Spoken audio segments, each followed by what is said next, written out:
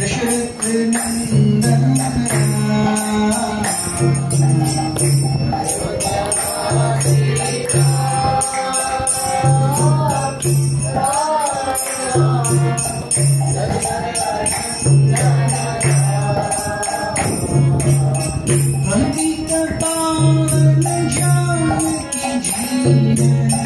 सीता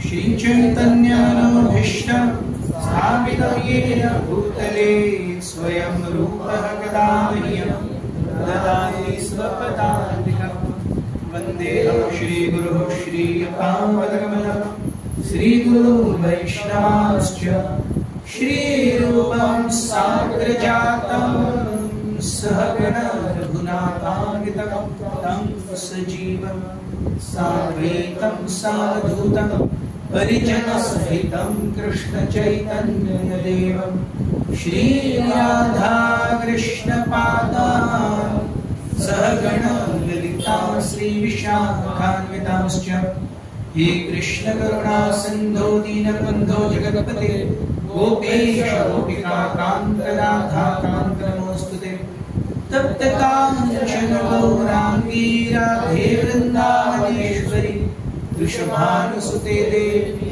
प्रणमामि हरिप्रिये वाञ्छाकल्पतरुभ्यश्च कृपासिन्धुभ्यैव च पतितानां पावनेभ्यो वैष्णवेभ्यो नमो नमः।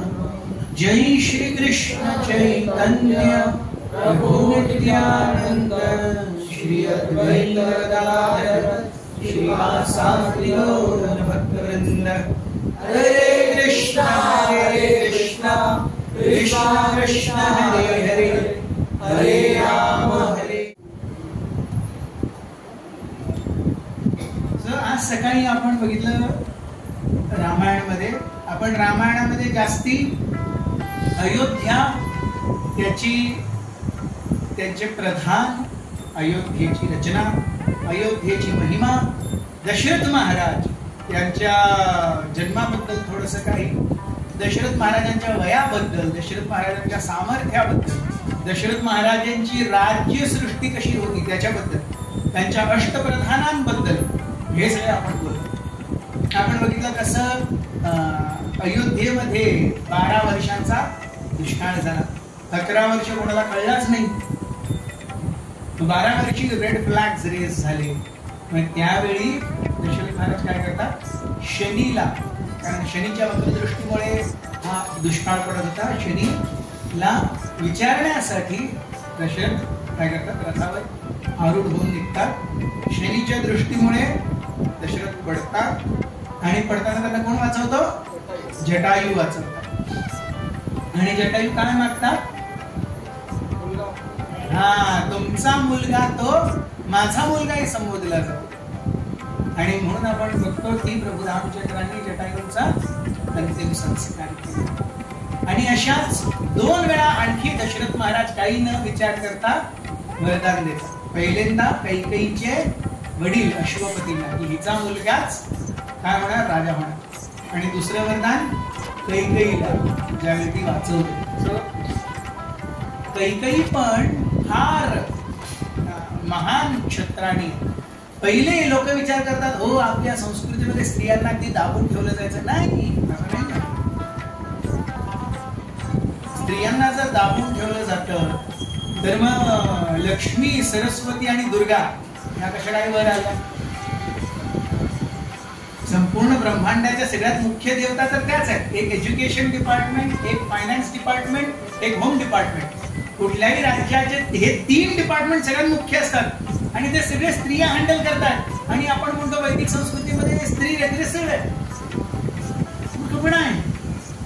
या उलट 1867 पर्यंत, 1867 पर्यंत युरोपियन कल्चर मध्ये स्त्रीला फक्त शरीर आहे, त्याला आत्मा नाही, फक्त पुरुषातच आत्मा असतो, ही धारणा होती. स्त्रियांना 1900 पर्यंत वोटिंग राईट्स नव्हते. स्त्रियांना 1900 सालपर्यंत वोटिंग राईट्स नव्हते. आजकालच्या सो कॉल्ड प्रगत वेस्टर्न सिव्हिलायझेशन. आणि ते आम्हाला येऊन धडे शिकवतात की आम्ही रिग्रेसिव्ह आहोत. आपल्याला कळायला पाहिजे स्त्रियांना कसं हे करायला पाहिजे, स्त्रियांना आम्ही दाबून ठेवलं. असं अजिबात नाहीये. असं असतं तर कैकेयीने काय केलंय, एकदा देवतांनी एका राक्षसाविरुद्ध युद्ध करत असताना दशरथाची मदत मागितली. So Dasharath Maharaj is fighting with the demon. Dasharath Maharaj असुरांबद्दल बरोबर युद्ध करतायत आणि कैकेयी हा जो राक्षस होता शंभरासुर, तो असा महान दैत्य होता की तो मायावी होता. सो त्याच्याबरोबर जर युद्ध करायचं आहे तर माझी गाडी एकदम परफेक्ट असली पाहिजे, माझा रथ एकदम परफेक्ट असला पाहिजे. आणि कैकेयी सारखा सारथी कुठे नाही. सो दशरथ महाराज म्हणतात कैकेयीला, तू माझं सारथ्य कर. कैकेयी अग्री होते, येस. आणि in all these times Kaikeyi एवढा सुंदर दशरथ महाराजांच्या रथाचं सारथ्य करते. त्यावेळी त्यांना नाव मिळतं दशरथ. कैकेयी असा दशरथ महाराजांचा रथ घेऊन जाते की शंभरासुराला वाटतं, अरे दशरथ इकडे इकडं सगळीकडं वर खाली सगळीकडं दशरथ, कुठं दशरथ नाहीये. मग तरी शंभरासुर असे बाण सोडतो की जेणेकरून दशरथाच्या रथाचा एक पाय मोडतो, एक चाक मोडतो. आणि दशरथ महाराज शंभरासुरावरती त्याला मारण्यासाठी एम घेत असतात, त्यावेळीच ते चाक लडखडतं, रथ लडखडतो, चाक तुटतं. कैकेयी लगेच जंप घेते आणि आपला हात जिकडे त्या रथाचं हे असतं ना फुल व्हील, तिकडे हात आत घालतो आणि कैकेयीच्या भुजांवरती तो रथ उभा आहे. हे दशरथ बघतात, ग्रेट. आणि आता बायकोनी हा रथ असा धरला आणि मी जर शंभरासुराला नाही मारला तर माझी कुणी भजी नाही. मग मारतात ते, असे युद्ध करतात, शंभरासुराला मारतात. सो त्यावेळी ते म्हणतात, अरे तू माझं आयुष्य वाचवलंस. So take whatever you want. So तू माझं आयुष्य वाचवलंस, टेक 2 बोन्स. 2 वरदान हे काय पाहिजे. आणि ते वरदान कैकेयी म्हणते I take it in future, मला जेवढी गरज असेल त्यावेळेस. ते मग नंतर कैकेयी भरताला राज्य आणि रामाला निष्कासन. सो एनीवन हू सेज, कोणी असं जर म्हणतं की वैदिक जीवनामध्ये स्त्रियांना महत्व नाही, असं अजिबात नाहीये. आपल्याकडे तर अरे करोडो वर्षांपासून स्त्रिया करवा चौथ, आपल्या इकडे वटसावित्री करतायत वेगळी. सो ही उपासना पद्धती, मेजॉरिटी फेस्टिवल्स स्त्री नाही तर काही करू शकत नाही तुम्ही. फक्त पुरुष फेस्टिवल काही करू शकत नाही. फक्त पुरुष कुठलाही यज्ञ करू शकत नाही, त्याला स्त्री पाहिजेच पाहिजे. तर स्त्रीचं एवढं महत्व आहे जीवनामध्ये. असं नाहीये की शी इज अन इम्पेडिमेंट, असं नाहीये. सो दशरथ महाराजांची आपण पूर्ण कथा बघितली. आपण बघितलं कसं लोमपाल महाराज हे अपत्य रहित आहेत आणि दशरथ महाराज आपल्या एकुलत्या एक मुलीला त्यांना दत्तक देतात. त्या मुलीचं नाव शांता. आणि ज्यावेळी अयोध्येमध्ये दुष्काळ पडतो त्यावेळी सुमंत्र रोमपाल महाराजांची कथा सांगतात की रोमपाल महाराजांच्या राज्यामध्ये दुष्काळ पडलेला. त्यावेळी त्यांना कोणी सावरलेलं, ऋष्यशृंग. ऋष्यशृंग कोणाचे पुत्र आहेत, विभांडक ऋषी. आणि त्यांची आपण पूर्ण कथा ऐकली, विभांडक ऋषी आणि ऋष्यशृंगांची. कसं नंतर ऋष्यशृंगाचा विवाह शांताशी होतो. आणि सुमंत्र म्हणतात, हा जो तुमचा जावई आहे ऋष्यशृंग, हा एवढा शुद्ध आहे, निर्मल आहे, तो जर यज्ञ करेल तर ते यज्ञ निश्चित रूपाने फलीभूत होईल. मग ऋष्यशृंगांना बोलवलं जातं, अरे तुम्ही यज्ञ करा. ऋष्यशृंग म्हणतात, अरे तुम्ही अश्वमेध यज्ञ करताय. दशरथ महाराजांची इच्छा असते अश्वमेध यज्ञ करायचं. ऋषिशृंग म्हणतात तुम्ही अश्वमेध यज्ञ करताय, पण तुमची इच्छा तर पुत्रभावाशी आहे. मग पुत्रभावाशी इच्छा असेल तर पुत्रकामेष्टी यज्ञ करायला पाहिजे, अश्वमेध कशाला? पण आपल्या कळत न कळत राज्य सत्तेवरती दुसऱ्यांवर नियंत्रण, आपल्यावर नियंत्रण चालवता चालवता आपल्याकडनं निश्चित रूपाने काही ना काही त्रुटी राहतातच, काही ना काही पाप होतातच. त्यांचं क्षालन होण्यासाठी आपण पहिले अश्वमेध करूया, आणि अश्वमेध नंतर तुम्ही पापमुक्त होणार.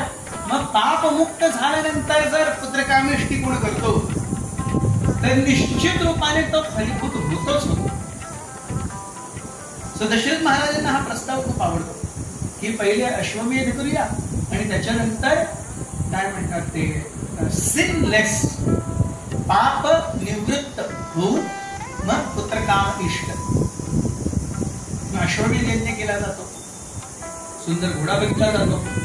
तो घोडा 1 वर्ष, अश्वमेध यज्ञाचं स्टिप्युलेशन काय, लक्षण काय, जो राजा अश्वमेध यज्ञ करतो आहे तो एक सुंदर घोडा बघतो आणि त्या घोड्याला मोकाट सोडलं जातं 1 वर्षासाठी. त्या 1 वर्षापर्यंत जो घोडा जिकडे जिकडे फिरणार, ज्या ज्या राज्यांच्या सीमा ओलांघणार किंवा टच करणार, ती सगळी राज्य या घोड्या सोडणाऱ्या राजाची. मंजूर असेल ठीक आहे, नाहीतर मग फाईट कर. ज्याला मंजुरी नाही तो फाईटही करतात. मग जो जिकेल ही इज द विनर. आणि क्षत्रियांच्या युद्धामध्ये अरे मी आज गेलो, असा लढलो आणि वापस आलो असं नसतं. क्षत्रिय युद्ध म्हणजे एक तर तू जिवंत असणार नाही तर मी जिवंत असणार. There is no question of draw. क्षत्रिय युद्ध म्हणजे काय, जिएंगे शान से मरेंगे भी शान से. क्षत्रियला आपलं शरीर दुसऱ्यांना दाखवायला आवडतं. क्षत्रिय केवढा शूर, जेवढे त्याच्या पुढे घाव आहेत. याचा अर्थ एवढ्या युद्धांमध्ये त्यांनी पार्टिसिपेट केलंय. सो क्षत्रियाच्या गालावरती, कपाळावरती, नाकावरती, कानावरती, गळ्यात, छातीत, पायावरती, हाताच्या पुढच्या भागात जेवढे घाव आहेत तेवढा तो महान क्षत्रिय. आणि एकही घाव जर पाठीवर आहे तर तो गेला. कारण कोणीतरी वार केला आणि यांनी पाठ दाखवली म्हणून तर पाठीवर वार आला. सो पाठीवर जर वार आहे तर तो क्षत्रिय नाही. आणि जेवढे पुढच्या भागात घाव आहेत तेवढा तो जबरदस्त क्षत्रिय. असं आहे. त्यामुळे क्षत्रिय पद प्राप्त करणं आणि किंवा क्षत्रिय होऊन आपल्या राज्याचा सीमा वाढवणं, धन वाढवणं, कोश वाढवणं, सैन्य वाढवणं, सुचारू रूपाने कर्म आणि कार्यप्रणाली संचालन करणं, हे प्रत्येक क्षत्रियाचा धर्मीय त्याचं कर्तव्य आहे आणि त्याचं ते विकसित सुद्धा असतं. जसं रोज एक व्यक्ती जर रोज काय लॉटरी तिकीट काढण्याचा आदी झालेला आहे, त्याला वाटतं रे आज जर 1 लाख रुपये मिळाले, आज जर 2 लाख रुपये मिळाले. मी माझ्या आयुष्यामध्ये एकदा 17 वर्षाचा असताना माझ्या फर्स्ट इयर मध्ये लॉटरी काढली, काहीतरी नंबर, आणि मग ते लिहून देतात की जे काही जजेसचा निकाल असेल तो फायनल असेल, तुम्ही काय बोलू शकत नाही. आणि निकाल काय लागला 31 डिसेंबरला, first prize A333, second prize B333, third prize C333. आता मला सांगा, तुम्ही लॉटरी उचलणार तर हे निकाल असू शकतो का? Is that a fair result? होऊ शकत नाही. अरे so easy. A333, B333, C333 वाटूच नका, बाकी सगळं वाटा. सिंपल ना. A333, B333, C333 वाटायचेच नाही. ते 3 तिकीट आपल्याकडे ठेवायचे, बाकी A to Z सगळं वाटायचं. आणि मग A333, B333 कोणातरी अरे ये रे तू घेऊन आपणच तर अरे तू घेऊन ये रे, तुला भेटत. सगळे हे एका भांड्यात टाकले आणि कोणतरी असं कटर करून काढलं. First prize A333, second B333, third 3C 333. How is it possible? It is impossible. त्याच्यानंतर मी आतापर्यंत एकही लॉटरीचं तिकीट केलं, मला कळालं पण याच्यावर काही अर्थ नाही. पण ज्याला वाटतं रे मेरा भी दिन आएगा, जसं तो हेवा करत असतो रे प्राइज लागणार आहे, तसंच एक क्षत्रिय युद्धासाठी तसाच वार बघत असतो. युद्ध म्हणजे त्याच्यासाठी जसं भगवंत अर्जुनाला सांगतात, अरे जित्वा हत्वा वा प्राप्स्यसि स्वर्गम जित्वा वा भोक्ष्यसे Mahim. If you are dead, you will go to Swarga. Just because you have died on battlefield, you will get Swarga. हत्वा त्वाम भोक्ष्यसे स्वर्ग. जित्वा भोक्ष्यसे महिम. जिंकलास तर राज्य मिळणार. Win win situation. So you see, आपण बघतो वैदिक संस्कृतीमध्ये या शरीराला महत्वच नाहीये. नाहीतर अरे तू मरणार आणि स्वर्ग लोकात जाणार. अरे मरून स्वर्ग लोकात जाऊन बायकोने मुलं नाही, काय करणार मी तिकडे. कृष्ण म्हणतात अरे तू स्वर्गात जाणार. सच अ बिग थिंग. सो हे शरीर आणि त्याच्याशी उद्धृत बाकी सगळं जे काही तामझाम असतं, it has not got much value in Vedic life. It's a part of life. It has to be accepted. त्याला आपण एक्सेप्ट केलं पाहिजे, एक्सेप्ट करून पुढे गेलं पाहिजे. पण जीवनाचं उद्देश फक्त तेवढंच आहे, फॅमिली, घर, पैसा. नो, असं नाही. सो ज्यावेळी ऋष्यशृंग सांगतात की आपण पहिले अश्वमेध करूया आणि मग पुत्रकामेष्टी. सो अश्वमेध केलं जातं. 1 वर्षासाठी तो पूर्ण घोडा सगळीकडे फिरतो. आणि दशरथ महाराजांचं एवढी धास्ती असते दशरथ महाराजांची, कोणी हू का चू करत नाही 1 वर्ष. आणि 1 वर्षामध्ये मोकाट सोडणाऱ्या त्या घोड्याला तो घोडा जिकडे जिकडे जातो, जिकडे जिकडे त्याचे पाय पडतात, ते सगळं राज्य परत कोणाचं होतं? दशरथ महाराजांचं. हे झाल्यानंतर अश्वमेध झाल्यानंतर मग ऋष्यशृंग म्हणतात नाव वी कॅन डू पुत्रकामेष्टी. आता आपण पुत्रकामेष्टी यज्ञ करू शकतो. सो आपण बघतो की पुत्रकामेष्टी होताना याच्या पुढे पहिलेचा अश्वमेध यज्ञ आणि हा पुत्रकामेष्टी, the main people who were responsible for दिस यज्ञास वर वशिष्ठ आणि वामदेव. वशिष्ठ आणि वामदेव. आपण बघतो क्षत्रिय राजांकडे भरपूर सारे कुरुगुरू असायचे आणि ते सगळे कुरुगुरू वेगवेगळ्या वेदांमध्ये, शास्त्रांमध्ये, उपनिषदांमध्ये, न्यायांमध्ये पारंगत असायचे. आणि या सगळ्यांकडनं क्षत्रिय टाइम टू टाइम डायरेक्शन घ्यायचे as and when need be. आपण बघतो पांडवांच्या जीवनामध्ये त्यांच्याकडे धौम्य आहे, कृपाचार्य आहे, व्यासदेव आहे. सो व्यासदेवांची पांडवांची भेट व्यासदेव, धौम्य, कृपाचार्य त्यांच्याशी रेग्युलरली होत असते. Not alone. सो क्षत्रिय इज नेवर अलोन.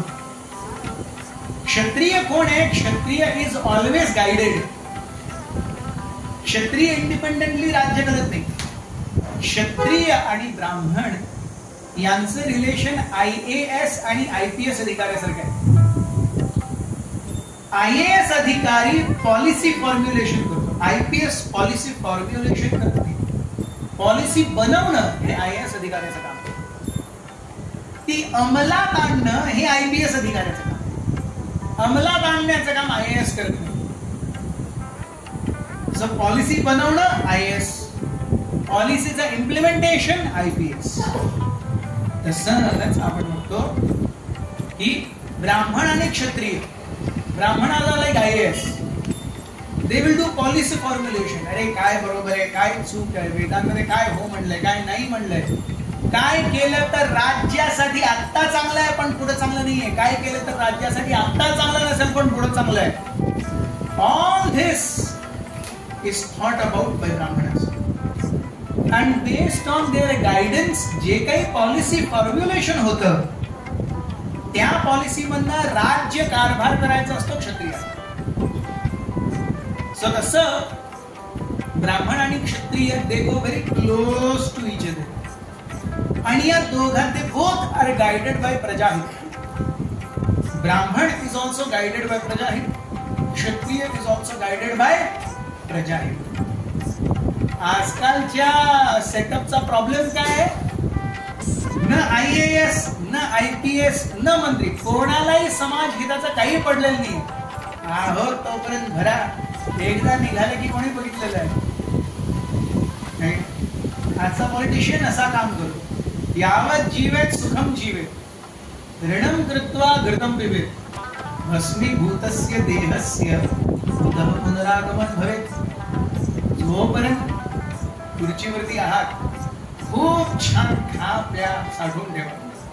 एकदा खुर्ची गेली की माहित नाही परत येणार आहे की नाही. Incidentally before independence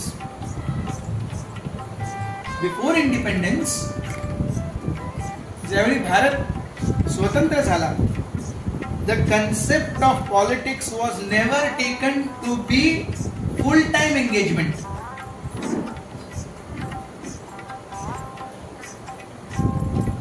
politics was never meant to be full time engagement. व्यक्तीचं धन अर्जन करण्याचं एक माध्यम असलं पाहिजे. पावल्या वेळेत त्यांनी राज्यकारणी केलं.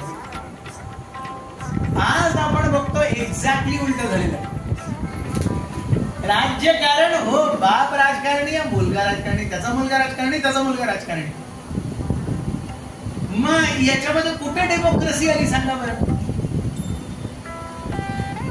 याच्यामध्ये डेमोक्रेसी कुठे आहे?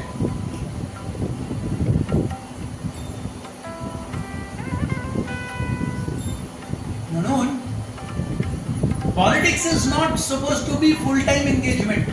अरे मला काही कामच नाही करायचंय, मला पूर्ण वेळ फक्त सगळ्यांच्या सेवेत राहायचं आहे. मग पूर्ण वेळ जर आपण सेवेत राहणार तर मग घपले करणारच करणार. कारण the way to subsist is now politics. So the best policy for politicians is they are part-time politicians. They are not full-time politicians. Full-time politician has to become corrupt over a period of time. Has to. आपण आज सरकारी खात्यामध्ये असाल कुठल्या तरी चांगल्या पदावरती, आपण आपल्या टेबलवरती दर 1 तारखेला बंडल्स येतात. तुम्हाला काही कोणाला बोलायची गरज नाही, आपण टेबलवर येतात. एवढं सिस्टम डीप रूटेड आहे. कोणाला काही बोलायचं गरज नाही, 1 तारखेला बरोबर येतं आणि प्रत्येकाला माहिती असते कोणाकडनं आलेलं. So this is where problem. आपण खूप सुंदररित्या टॅक्सेशन बद्दल पण चर्चा केली होती सकाळी. With respect to honey, 500 gram मधाची बॉटल, त्यातनं पडणार किती? 480. येस, 20 ग्रॅम तसंच राहणार आणि that is suppose to be tax. आणि even the taker is happy. तो जे 500 रुपयाचं 500 ग्रॅमचं जे काही दर ठरवलेला आहे तो तेवढं देतो, त्याला पडलेलं नाही आहे. हे 20 ग्रॅम राहते. That is how tax is. थेंब थेंब प्रत्येकाकडे, थेंबे थेंबे तळे साचे. But today's problem is our taxpayers' money is going into the politicians' pockets in a heavy way. Heavy way. That is a problem. Problem पैशाचा अजिबात नाही आहे. पैसे भरपूर आहेत. ते उधळले कसे जातात हा मोठा प्रॉब्लेम.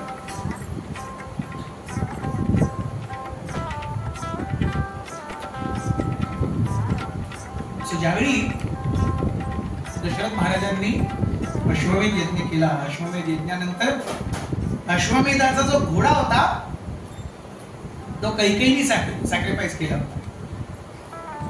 विचार करा, काय क्षत्रियाणी आहे कैकेयी. अश्वमेध, मेध म्हणजे टू किल, मारणं. अश्वमेध ज्या यज्ञामध्ये घोड्याला किंवा अश्वाला मारलं जातं, तसं गोमेध ज्या यज्ञामध्ये गौला मारलं जातं, सॅक्रिफाईस पूर्णाहुती गौच्या डोक्याची होती. आपण म्हणणार असं कसं आहे, पण त्या गौला सगळ्यांच्या समोर एक नवीन जीवनदान सुद्धा मिळतं. ती तशीच राहत नाही, ती परत काय होते, ती परत एक सुंदर ताजं तवानं शरीर प्राप्त करते सगळ्यांच्या समोर. दॅट इज द प्रूफ की यज्ञ खूप चांगला संपन्न झालेला आहे. आणि ते आजकाल होऊ शकत नाही, म्हणून कलियुगामध्ये गोमेध आणि अश्वमेध यज्ञ दे आर प्रोहिबिटेड. अश्वमेध्यम गवालंबम संन्यासम पलपैतृकम देवरेण सुतोपत्ती कलौ पंच विवर्जय.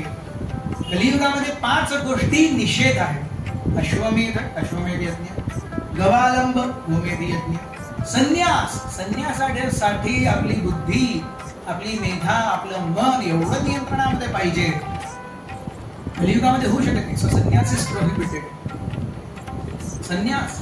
पलपैतृक, पलपैतृक मीन्स ऑफरिंग ऑफ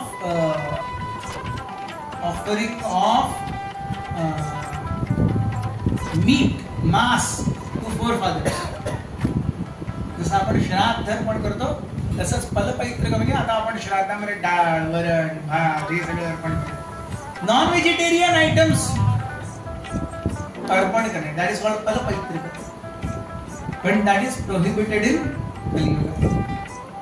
आणि देवरेण सुतोपत्ती. देवरेण सुतोपत्ती म्हणजे जर एक माणूस आहे, त्याचं लग्न झालं आणि काहीही अपत्य नसताना तो माणूस वारला, तर त्या मुलीचं काय व्हायचं? ती आयुष्यभर तशीच जगणार नाही. मग जो वारला त्याचा भाऊ, जो वारला त्याच्या पत्नी बरोबर, म्हणजे काय म्हणतात देवर आणि भाभी हे एकत्र येतात आणि त्या भाभीचा जो मुलगा आहे तो दिवंगत भावाचा मुलगा मानला जातो आणि ती वंशपरा पुढे जाते. आणि हे आपल्याला महाभारतामध्ये सुद्धा बघायला मिळतं. चित्रांगद आणि विचित्रवीर्य ज्यावेळी मरण पावतात त्यावेळी कोणाला बोलवलं जातं? व्यासदेवांना बोलवलं जातं. आता व्यासदेव कोण आहे? चित्रांगद विचित्रवीर्य हेही सत्यवतीचीच मुलं आहेत. व्यासदेव ही सत्यवतीची मुलं, सत्यवतीचाच मुलगा आहे. व्यासदेव पराशर मुनींकडनं आहे, चित्रांगद विचित्रवीर्य शंतनूकडनं आहे. एवढंच फरक. दोघांची आई एकच, सत्यवती. सो सत्यवती वेदव्यासांना बोलवते आणि मग नंतर वेदव्यासांकडनं धृतराष्ट्र, पांडू आणि हे आहे धृतराष्ट्र, पांडू आणि विदुर यांचं जे. So this is देवरेण सुतोपत्ती. देवरेण देवर भावी, देवर सुत मुलगा, उत्पत्ती. देवरेण सुत उत्पत्ती कलौ पंच विवर्जय. कलियुगामध्ये या 5 निषेध आहे. They are not to be done. So ज्यावेळी पुत्रकामेष्टी यज्ञासाठी होम रचला जातो, त्या पुत्रकामेष्टी होमाचा जो आकार आहे, यज्ञाच्या यज्ञकुंडाचा जो आकार आहे तो एका गरुडाप्रमाणे असतो. गरुडाप्रमाणे का ठेवला गेला? कारण ऋष्यशृंगाला माहिती होतं की ज्यावेळी या यज्ञाच्या फलस्वरूप जे विष्णुदूत येणार आणि पायस किंवा खीर घेऊन जाणार, ते घेऊन जाताना गरुडजीही येणार. ते घेऊन जाताना गरुडजीही येणार आहेत आणि त्या खीरीतला एक भाग ते घेऊन जाणार. म्हणून ऋष्यशृंग सांगतात की यज्ञकुंडाचा आकार कसा असू दे, एका गरुडासारखा असू. सो गरुडासारखा यज्ञकुंड आणि वामदेव, वशिष्ठ, हे सगळे they see to it that start to end everything is perfect, everything is without a flaw. कशामध्ये कुठल्या प्रकारचा प्रॉब्लेम नाही. अल्टिमेटली ज्यावेळी पुत्रकामेष्टी यज्ञ संपन्न होतात त्यावेळी त्या यज्ञकुंडातून कोण बाहेर येतात? ते विष्णुदूत बाहेर येतात. विष्णुदूत बाहेर येऊन दशरथ महाराजांना खिरीचं पात्र देतात. खिरीचं पात्र दिल्यानंतर ज्यावेळी दशरथ महाराज कैकेयीला मोठा भाग देतात, नंतर एक मोठा भाग सुमित्राला देतात, नंतर एक छोटा भाग कैकेयीला देतात आणि परत एक भाग सुमित्राला देतात. सो कौशल्या, सुमित्रा, कैकेयी, अगेन सुमित्रा. म्हणून आपण बघतो आणि यातला सगळ्यात जास्ती वाटा कौशल्याला मिळतो आणि त्याच्या नेक्स्ट वाटा सुमित्राला मिळतो. सो कौशल्याचा एक पुत्र राम या चारी भावंडांमध्ये सर्वात तेजस्वी, सर्वात प्रतापी, सर्व गुण संपन्न. नेक्स्ट लक्ष्मण, त्याच्यानंतर भरत कैकेयीचे, आणि नंतर सुमित्रांना परत एकदा दुसरा दिला होता म्हणून सुमित्रांनी जुळ्या पोरांना जन्म दिला, लक्ष्मण आणि Shatrughna. So this is the way. आणि थोडासा खिरीचा भाग राहिला होता त्या मटक्यामध्ये आणि दशरथ विचार करत होते काय करू काय करू काय करू. तेवढ्या आले गरुड देव आले आणि गरुड देवांनी झुप करून काय केली, झेप घेतली, दशरथाच्या हातून ते पायस घेऊन गेले. ते घेऊन गेले ते एकदम डायरेक्ट कुठे गेले? किष्किंधा क्षेत्रामध्ये, जिकडे अंजनाद्री पर्वतावरती अंजना माता तपस्या करत होती. भगवंतांना त्यांना प्रार्थना करत होती की तुमच्याप्रमाणे तुमच्या शक्तीचा एक पुत्र द्या मला. तिच्या हातामध्ये ते पायस सोडतात गरुड देव आणि गगनात अदृश्य होऊन जातात. अदृश्य होऊन जाताना म्हणजे विचार करा, आपण काहीतरी तपस्या करतोय आणि कोणीतरी काहीतरी आपल्या हातात ठेवले असं आपल्याला जाणवलं, आपण झपकन डोळे उघडणार ना. अंजना मातांनी तसेच डोळे उघडले आणि डोळे उघडल्यानंतर म्हणताय की गरुड देव असे फिरवून जातात. फिरता फिरता गरुड देवाने अंजना मातांकडे बघितलं ती प्रेमाने आणि आश्वासन दिलं, डोंट वरी, हॅव दिस, हे घे. अंजना माता ते धारण करते आणि कालांतराने कोणाचा जन्म होतो? हनुमानजींचा. तसं या पायसाने 5 महान आत्म्यांचा जन्म आहे, 5 महान भगवंतांचा जन्म आहे. राम, लक्ष्मण, भरत, शत्रुघ्न आणि हनुमान.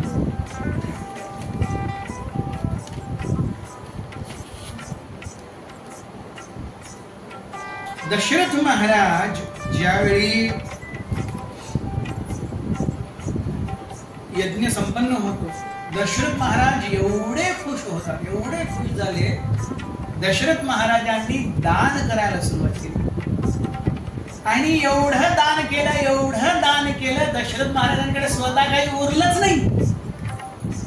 त्यांच्याकडे काहीच उरलं नाही, फक्त त्यांचं महल आणि महलामध्ये जेवढं काही धन होतं तेवढं आणि फॅमिली मेंबर्स एवढेच उरले. आणि सगळे ब्राह्मण हे दशरथ महाराजांचं दानत्व बघून जोर जोराने ओरडायला लागले, रघुनंदन रघुनंदन रघुनंदन. अरे तुम्ही रघुवंश नंदन आहात का? खूप पूर्वी रघु महाराजांनी सुद्धा एक असं यज्ञ केलं होतं. त्या यज्ञाच्या संपुष्टीमध्ये रघु महाराजांनी भरपूर दान केलं. दान एवढं केलं की दशरथ महाराजांचं कमीत कमी महल आणि त्यांच्या शरीरावर जे आभूषण आहेत आणि त्यांचा परिवार त्यांच्या बरोबर होता. रघु महाराजांनी आपलं शरीर सुद्धा दान केलं, सगळं काही दान केलं. त्यावेळी ज्यावेळी रघु महाराजांनी सगळं दान करून संपलं, एक वृद्ध ब्राह्मण ज्यांचं नाव होतं कौत्स हे आले आणि त्यांनी दशरथ महाराजांनी रघु महाराजांना बघितलं. त्यांना कळलं की टाइम झालेला आहे, ते काही बोलले नाही. रघु महाराज विचारतात, अरे ब्राह्मण श्रेष्ठ तुम्ही इकडे आलाय, तुमच्या मनामध्ये काहीतरी हे काहीतरी असणार. सगळ्यांना माहिती आहे आज मी दान देतोय, मी क्षत्रिय आहे, तुम्ही ब्राह्मण आहात, तुम्ही इकडे आलाय बरोबर, तुम्हाला थोडा लेट झालाय, पण तुम्ही काहीतरी इच्छा करून आलाय, सांगा मला काय इच्छा आहे.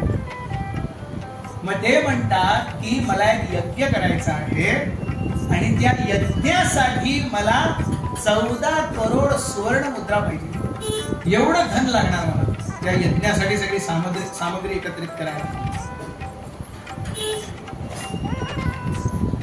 रघु महाराजांकडे काहीच नसतंय. रघु महाराज त्या दिवशी संध्याकाळी आकाशात बघतात आणि आकाशात बघून म्हणतात, हे कुबेर, जर आज रात्री तुम्ही मला कसंही करून 14 करोड सुवर्ण मुद्रा नाही दिल्या, मी उद्या सकाळी माझी सेना यक्ष लोकांवरती पाठवणार तुमच्यावरती हल्ला करायला. कुबेरांना ज्यावेळी ही न्यूज मिळते, रात्री भर रात्री सुवर्ण मुद्रांचा पाऊस होतो आणि बरोबर 14 करोड सुवर्ण मुद्रा खाली पडतात. आणि हे बघून कौत्स ऋषी एवढे खुश होतात, अरे महाराज रघूंचा काय प्रताप, त्यांच्या बोलण्यावर कुबेर सुद्धा सुवर्ण मुद्रांचा काय करतो, पाऊस पाडतो. सो एवढं दानत्व हे जे आज दशरथ महाराजांनी केलंय, ते दानत्व बघूनही सगळ्या ब्राह्मणांना रघु महाराजांची या कथेची आठवण आली आणि सगळे दशरथ महाराजांना बघून म्हणाले, Raghunandan Raghunandan Raghunandan. They were very happy. King Dasharatha also very very happy. आपण बघतो की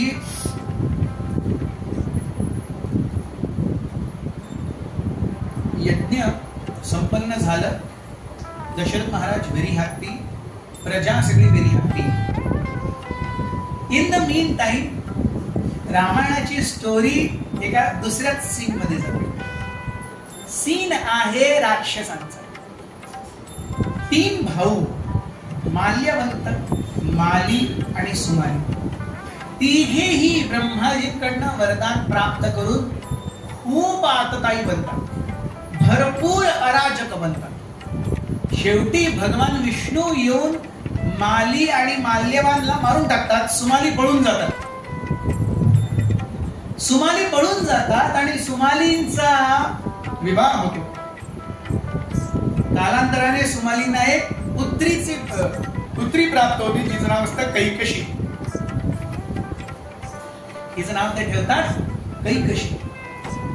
आता कैकशी ही राक्षस, एका अर्थाने राक्षस कन्या आहे. सुमालीच्या मनामध्ये आपल्या भावांच्या मृत्यूचा सूड घ्यायला पाहिजे. कोणी मारला माझ्या भावांना? विष्णूने मारला. हा सूड घ्यायला पाहिजे, हा सूड ठेवायला पाहिजे. विष्णू कसं काय जगतो? त्यांचा भक्त यज्ञ करतो त्यावेळी विष्णू जगतो. विष्णूला यज्ञ कोण अर्पण करतात? देवतागण विष्णूला यज्ञ अर्पण करतात. मग देवतांना मारून टाकतात. देवताच नसणार, यज्ञ होणार नाही. यज्ञ नाही झाले तर मग विष्णू कसा जिवंत असणार? नाही.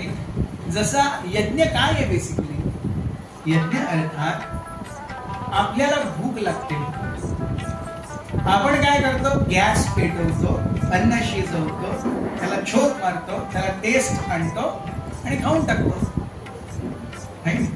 ही आपली खाण्याची पद्धती. देवतागण कसं खातात माहिती आहे? देवतागण खातात कसं, ज्यावेळी पृथ्वीवर मानव समाज यज्ञ करतो आणि यज्ञामध्ये यज्ञकुंडाच्या अग्नीमध्ये ज्यावेळी तो समिधा घालतो, त्या समिधाच्या रूपाने देवतांना आपलं अन्न मिळतं.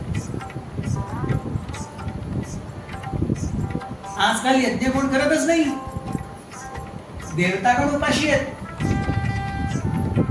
तुम्ही तुमच्या वडिलांना उपाशी ठेवणार, खायला काही नाही घालणार आणि शेवटी हो इनहेरिटन्स मध्ये माझा किती हक्क विचारायला जाणार. पप्पा काय करणार? कानाखाली मारणार की नाही? तुम्ही त्यांना खायला नाही घालणार, उपाशी ठेवणार आणि तुमच्या प्रॉपर्टी मधनं मला किती मिळतं हे विचारायला जाणार. मग खाली नाही घाल, कानाखाली नाही मारणार. तेच आज देवतागण करतायत. आपल्याला यज्ञ नाही करायला पाहिजे, पण आपल्याला हो हे पाहिजे, ते पाहिजे, सगळं पाहिजे, धनपान पाहिजे, धान्य पाहिजे, सगळं पाहिजे, पण यज्ञ करायला कोणाला नको आहे?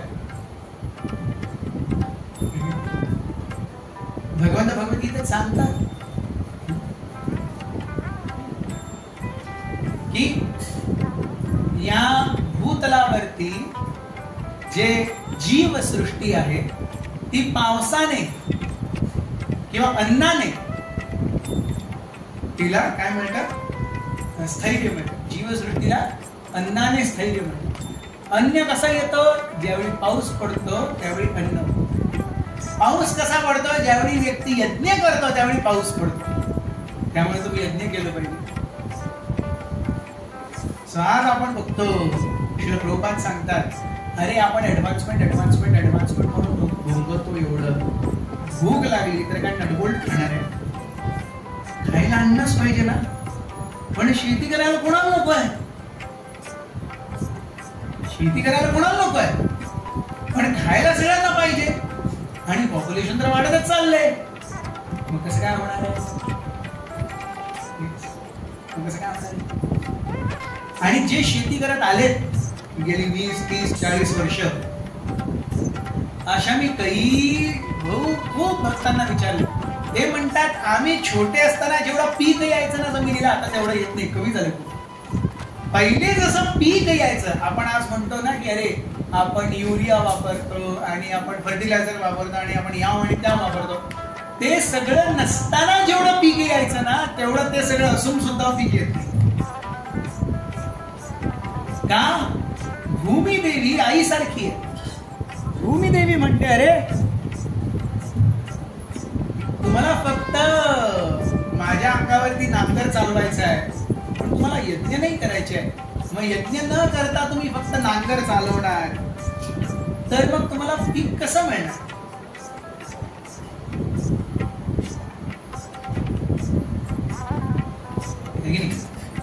तुम्ही जर पीक काढायला पाहिजे तर तुम्ही यज्ञ करायला पाहिजे. जर आपण परीक्षेमध्ये जाऊन परीक्षा लिहितो आणि जर आपल्याला मार्क्स पाहिजे तर मग जे आपण लिहितो त्याच्यामध्ये काहीतरी लॉजिक असलं पाहिजे. बरोबर आहे की नाही?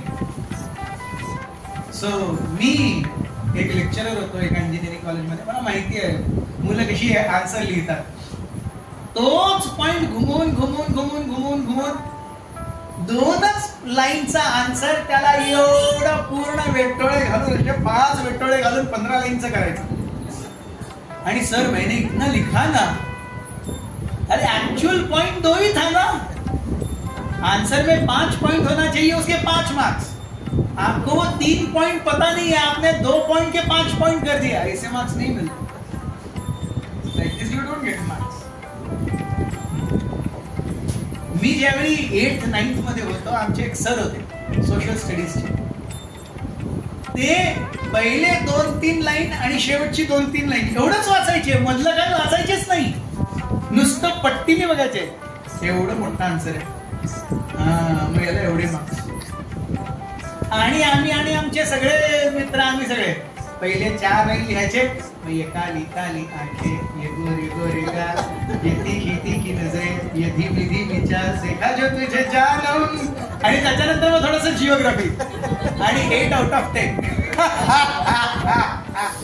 हे आम्ही आमच्या 8th 9th मध्ये सोशल स्टडी मध्ये भरपूर केलेलं आहे.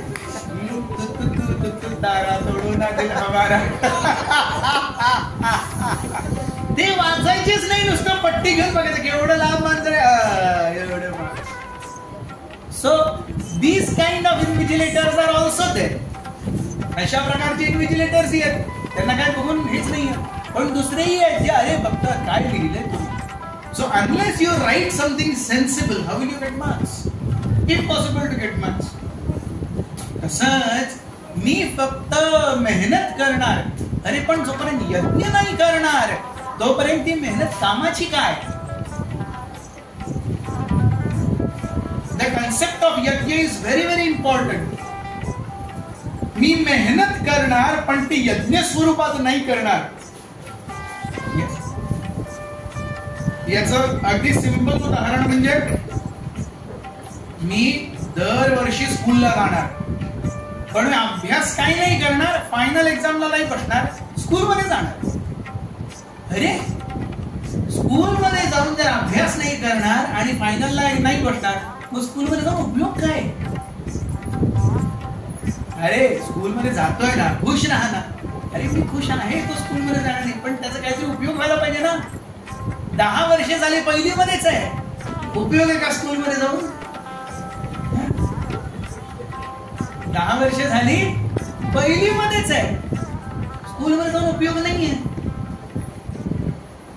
तसंच यज्ञ जोपर्यंत करत नाही तोपर्यंत आपण कितीही मेहनत केली त्याचा ऍक्च्युअल जेवढं रिटर्न मिळायला पाहिजे ते कधीच मिळणार. So Dasharath Maharaj become so happy. आणि इकडे आपण बघतो माल्यवान, माली, सुमाली. माल्यवान आणि माली यांना विष्णू मानून टाकतात. सुमालीच्या हृदयामध्ये सुडाची भावना आहे. सूड पाहिजे, प्रतिशोध पाहिजे. प्रतिशोध कसा घ्यायला पाहिजे?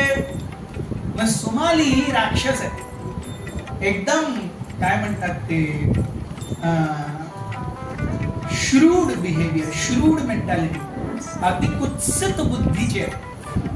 ते काय विचार करतात? ते विचार करतात की खरंच जर आपल्याला खूप महान, त्यांना राक्षसांचं राज्य आणायचं आहे, पण त्यांना हेही माहिती आहे की राक्षस वगैरे तपस्या करत नाही, तपस्या ब्राह्मण करतात. मग माझी मुलगी एक राक्षसी आहे, तिचं नाव कैकशी.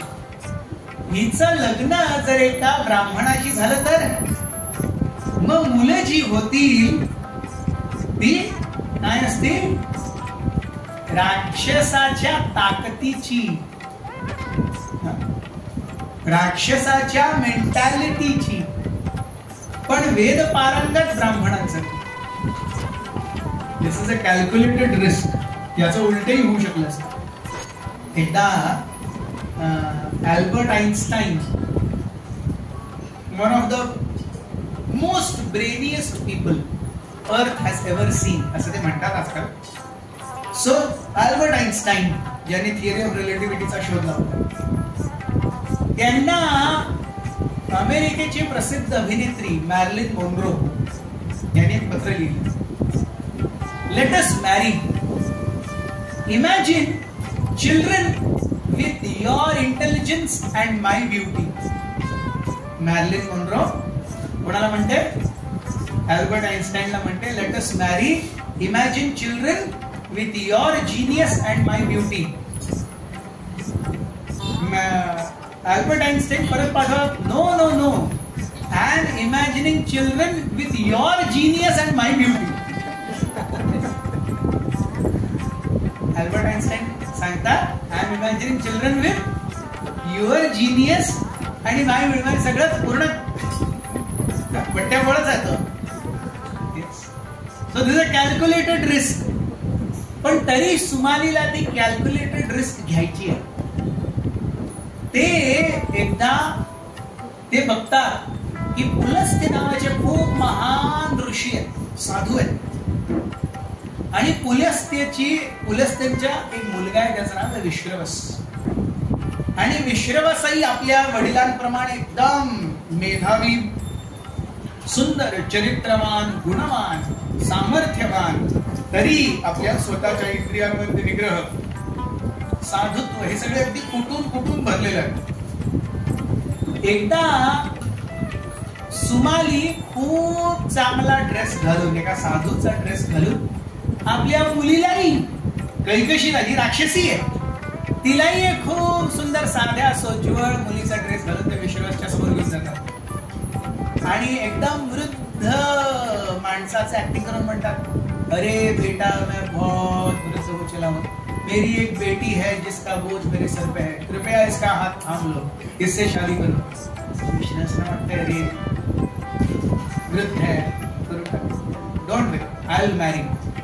विश्रवस आणि कैकशींचा विवाह होतो. आणि नंतर मग कैकशी सांगते एकदा विश्रवसना की काय झालं, माझ्या वडिलांनी, सुमालींनी तुम्हाला कसं ट्रिक केलं. विश्रवस बिकम सो अँग्री. विश्रवसला एवढा राग येतो. विश्रवस म्हणतात, तू असं केलंस, माझ्याबरोबर छळ केलास, तुझी 3 मुलं होतील आणि 3ही अशी राक्षस होतील, संपूर्ण जगाला त्रास करून टाकतील, उडून टाकतील. कैकशीला खूप वाईट वाटतं. Ultimately it is being spoken about her children who are yet to be born. त्यांचा जन्म नाही झालाय, पण तरी आपल्या मुलांना असं कधी म्हणतात, अहो माझी काहीच याच्यात हे नाही आहे, माझ्या वडिलांनी असं केलं, माझी इच्छा नव्हती, माझी इच्छा अजिबात नव्हती. मग ज्यावेळी कैकशी समजवते विश्रवसला, विश्रवस म्हणतो, ठीक आहे, तुझा जो 4था मुलगा होणार तो खूप महान वैष्णव होणार आणि तुमचं नाव सगळीकडे काय करणार, पसरवणार.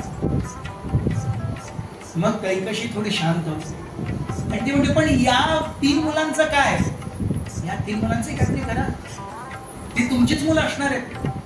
म्हणजे ठीक आहे, भगवंतांच्या एका अवताराच्या हस्ते यांचा नाश होईल. And that is how the first 3 children are Ravan, Kumbhakarna आणि Shurpanakha.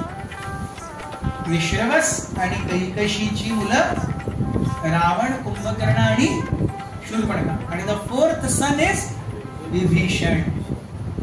4th son is Vibhishan, जे महान साधू आहे. सो यापैकी सगळ्यात मोठे दशानन, त्यांचा जन्म झाला 10 तोंड आणि 20 हात घेऊन. इमॅजिन, एक मुलगा 10 जन्मता आईच्या गर्भातनं बाहेर येता 10 तोंड आणि 20 हात, आणि तो रडायला लागला. काय रडणार, 10 तोंड आणि 20 हात घेऊन. त्यांचं नाव दशानन. आणि या सगळ्या भावंडांमध्ये सगळ्यात जास्ती क्रूर, सगळ्यात जास्ती बुद्धिमान, मेधावान, शास्त्र जाणणारा पण कुत्सित बुद्धीचा हा दशानन. त्यांचं नाव रावण कसं पडलं? रावणाने, दशाननाने भगवान शिवजींची घोर आराधना केली. शिवजी काही येईच ना. मग शेवटी ज्या समिधा किंवा अग्निकुंडाच्या बाजूला बसून दशानन यज्ञ करत होते, आपल्या एकेका हाताने त्यांनी एक गळा कापायला सुरुवात केली.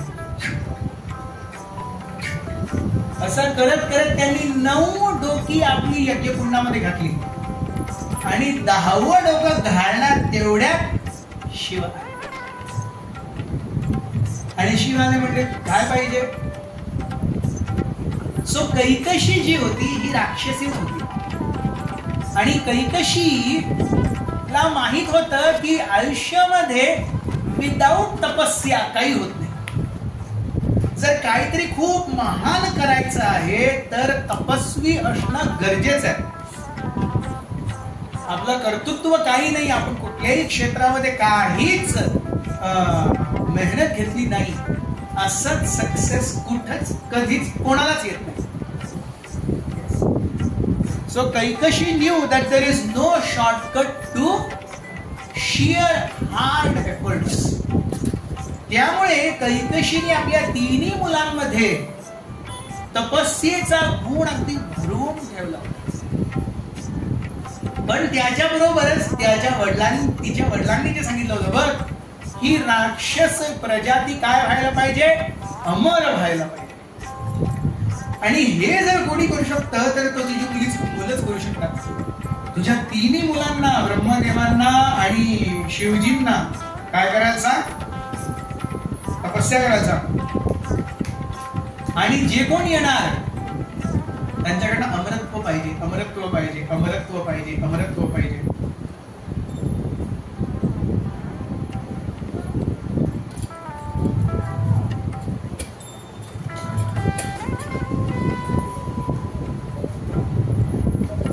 मग ज्या दशाननाने शिवजींची तपस्या करायला सुरुवात केली, कुंभकर्ण आणि शूर्पणखा ब्रह्माजींची तपस्या करायला लागली. 3ही तपस्या करायला लागली. शिवजींची तपस्या करता करता 10वं डोकं आपलं घालणार एवढ्यात शिवजी येतात आणि म्हणतात, काय पाहिजे? रावणांना काय पाहिजे होतं? दशाननाला काय पाहिजे होतं? अमरत्व. शिवजी म्हणतात मीच अमर नाहीये, मग तुला कसं अमर करू?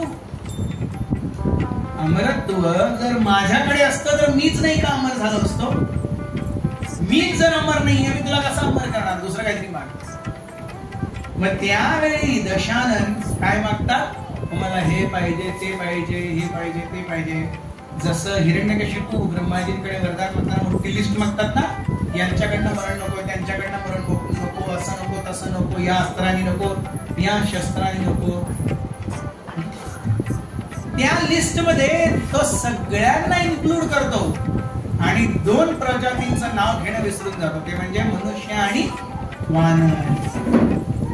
आणि हे ब्रह्माजी शिवजी बरोबर ओळखतात आणि तथास्तु म्हणून not wanting to give much chances. हा झाला ना तुझा, तथास्तु. सो शिवजी नाउ नोज की रावणास nemesis has to be through human race and the vanar race. रावणाचा जो अंत होणार आहे तो मनुष्यांकडनं होणार आहे आणि वानरांकडनं होणार आहे. याच घडामोडींमध्ये कुंभकर्ण कुंभ म्हणजे घडा, हा घड्याला कुंभ म्हणतात, आणि कर्ण म्हणजे कान. आपण विचार करा, हे कुंभकर्ण बेसिकली त्या राक्षसाच्या साईजचं द्योतक आहे. आपण बघतो आपली 6 फुटाचं शरीर, कान एवढेशे 3 इंचाचे. 6 फुटाच्या शरीराला 3 इंचाचे कान, मग ज्याचे कानच एवढे मोठे आहेत की मोठा घडा कुंभकर्ण, मग त्याचं शरीर एवढं मोठं. सो कुंभकर्ण एवढा भीमकाय धिप्पाड बलशाली शरीर, ते कुंभकर्ण. आणि यांनी इच्छा काय केली होती? मला काय पाहिजे? इंद्रासन. मला काय पाहिजे? इंद्र आसन. आणि ज्यावेळी ब्रह्माजी येतात आणि ब्रह्माजींना माहिती आहे हा काय मागणार, ते सरस्वतीला सांगतात, बघ मी कुंभकर्णाला सांगणार तू काहीतरी माग, तू कुंभकर्णाच्या जिभेवर जाऊन बस आणि काहीतरी भलतच सलतच उच्चारू देतात. सरस्वती जातात, ठरल्याप्रमाणे ब्रह्माजी विचारतात, वत्स काय पाहिजे तुला? कुंभकर्ण तोंड खोलतो, सरस्वती जाऊन बसतात. इंद्रासनच्या ऐवजी निद्रासन मागतात. सरस्वती काय करते? इंद्रासनला निद्रासन करून टाकते. मग मग त्यांना कळतं, अरे काहीतरी गडबड केली मी. आणि हे ब्रह्माजींनाही कळतं की ह्याला कळलेलं आहे की आपण काहीतरी गडबड केली. ब्रह्माजी म्हणतात, तू 6 महिने झोपून राहशील आणि 1 दिवस उठशील, परत 6 महिने झोपशील, असं म्हणून तथास्तु म्हणून ब्रह्माजी निघून जातात. आणि मग शूर्पणखेकडे येतात. शूर्पणखा, शूर्प मीन्स पॉइंटेड, नख, पॉइंटेड नख. आपण बघतो पॉइंटेड नख कोणाची असतात? वन्य जे मांस भक्षक जीव आहेत त्यांचे हे पॉइंटेड असतात. आपण बघतो गाय, बकरी यांचे खुर कशी असतात? ते पॉइंटेड नसतात, ते दाताने गवत खातात बस. त्यांच्या पंचांना पॉइंटेड असण्याची गरज नाहीये. म्हैस, गाय, बकरी या कोणाची क्लॉज पॉइंटेड नाही आहेत. पण जे मांस भक्षक पक्षी आहेत आणि मांस भक्षक जे पशु आहेत त्या सगळ्यांचे क्लॉज पॉइंटेड एकदम. आपली नख पॉइंटेड आहेत का? नाही, अशी आहे. आपलं शरीर हे मांस खाण्यासाठी नाही बनले. पण शूर्पणखा, शूर्प मीन्स पॉइंटेड, नख, तिला मांस आणि रक्त भरपूर आवडायचं, म्हणून ती लोकांना मारून मारून त्यांचा मांस खायची ओरबडून आणि रक्त प्यायची. आपण कसं काय ते पेप्सिकोला पितो ना, असं अख्खं घेतो. आणि तसं शूर्पणखा वन्य श्वपदांना मारायची आणि रक्त गळायला लागली दिस वॉज शूर्पणखा. सो म्हणून भगवंतांनी ज्यावेळी तिला धडा शिकवला, भगवंतांनी बघा ना काय कापलं, तिचं कान कापले आणि तिचं मांस कापून टाकलं. इकडलं मांस कापून टाकलं, इकडलं मांस कापून टाकलं. तुला दुसऱ्यांच्या मांसांना ओरडून खायची सवय आहे ना, त्यावेळी स्वतःच एवढंच जाते तेवढी केवढा त्रागा होतोय बघ. म्हणून लक्ष्मणांनी शूर्पणखेचं नाक आणि तिचे कान कापले. So this is Shurpanakha. आणि चतुर्थ विभीषण. सो कैकशी विभीषणला बघायची. भीषण म्हणजे खूप महान, खूप रौद्र भयंकर दिसणारा. पण वी इज अ नेगेशन. वी म्हणजे नो. सो विभीषण ते राक्षस कुळात जन्मलेले आहेत, महाकाय आहेत, पण तरी त्यांची चेतना, त्यांचा स्वभाव, त्यांचं वागणं हे विभीषण आहे. राक्षस उचित नाहीये, देव उचित आहे, भक्त उचित आहे, म्हणून ते विभीषण. ही इज नॉट भीषण, he is not ferocious. That is how these 4 children are born. Ravan, Kumbhakarna आणि शूर्पणखा आणि विभीषण. सो आपण बघतो टेकिंग धिस फ्रॉम विश्रवसनी हळू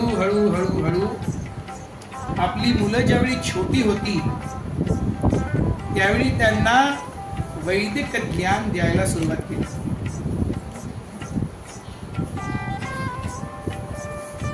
पण हे वैदिक ज्ञान या कोणाच्याही हृदयामध्ये थांबे ना. का? विभीषण सोडून बाकी कोणाकडे चरित्रच नव्हतं.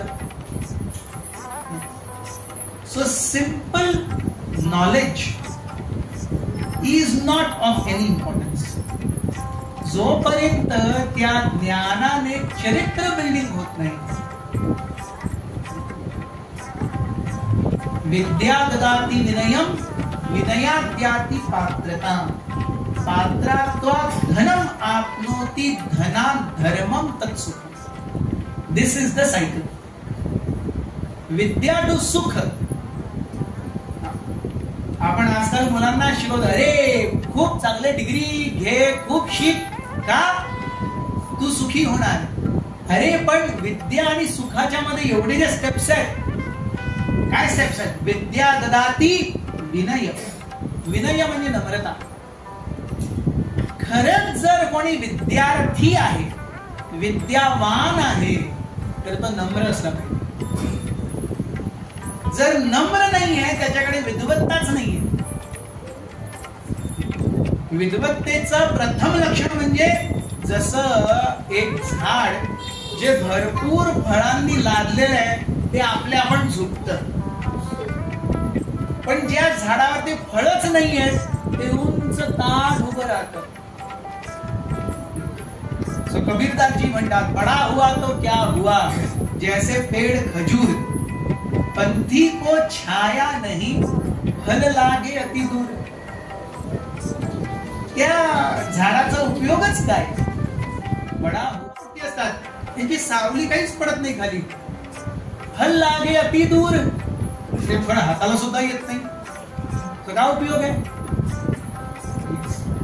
सो विद्या ददाति विनय. विद्येने जर खरा प्रथम चेंज आला पाहिजे व्यक्तीच्या वागणुकीमध्ये, वर्तनामध्ये, तर तो आहे नम्रता. विद्या ददाति विनयम, विनयाद्याति पात्रता. With humility one becomes eligible. The eligibility to show oneself is not heroism. The eligibility is namrata, humility. भगवंतांच्या नजरेमध्ये एका जीवाला जी अगदी प्रफुल्लित उभारून काढते ते काय आहे? त्या जीवाची नम्रता. त्या जीवाने काय शौर्य केले, त्याने केवढे पराक्रम केले. भगवंत खूप पराक्रम करू शकतात आपल्यापेक्षा खूप जास्त. भगवंतांना आपलं पराक्रम नको आहे, भगवंतांना आपली चेतना पाहिजे, आपली नम्रता पाहिजे. सो विद्या धनादि विनयम विनयाद्याति पात्रताम पात्रात्वा धनम आपनोति. जेवढा व्यक्ती नम्र असतो ना तेवढा तो धन अर्जन करू शकतो. आणि या धनाचा उद्देश काय असला पाहिजे? इंद्रिय भोग नाही, धना धर्मम. लोकांना वाटतं अरे मैं तो 6 डिजिट में कमाऊंगा फिर तो एकदम मौज करूंगा. So today's earning is synonymous to enjoyment. पण सुभाषित आपल्याला असं सांगत नाही, धना धर्म. आणि ज्यावेळी धन धर्माच्या उपयोगितेमध्ये येतं तत् सुखम, त्याने सुखही होऊ शकतो मनुष्य. कितीही इंद्रिय भोग केला व्यक्ती सुखी नाही होणार. आज आपण बघतो आपल्या आजोबांनी पणजोबांनी जेवढं सुख उपभोगलं त्याच्यापेक्षा कितीतरी जास्ती पटीनी आपण सुख उपभोगतोय. पण आपले आजोबा पणजोबा आपल्यापेक्षा खूप जास्ती सुखी होते, आनंदी होते. बरोबर आहे की नाही? They were more simply living. They had very less expectations from life. They were happy. And we have so many expectations from life. पहिले आजच्या 50-60 वर्षा पहिले आई वडील विचार करायचे मुलाला जन्म देणं आपलं काम आहे, मोठं होणं त्यांचं काम आहे. ते करणार जे काही पाहिजे ते. मग आपण बघत होतो एकाच घरामध्ये कोण इंजिनियर आहे, कोण धोबी आहे, कोण कॉन्ट्रॅक्टर आहे, कोण दुकानदार आहे, एकाच याच्यामध्ये. म्हणजे जन्म देणं आई बाप्पा, नंतर मोठं होणं त्यांचं काम आहे, ते बघतील काय करायचं ते.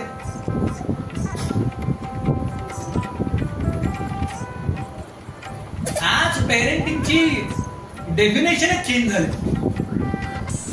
आज मी माझ्या मुलांसाठी मी अर्न करणार, माझ्या मुलांसाठी.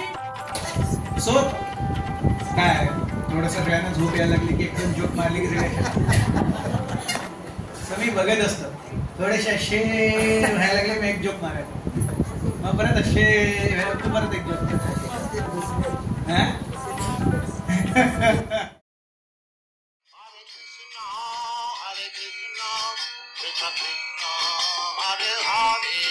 Hare Rama, Hare Rama, Rama Rama, Hare Hare.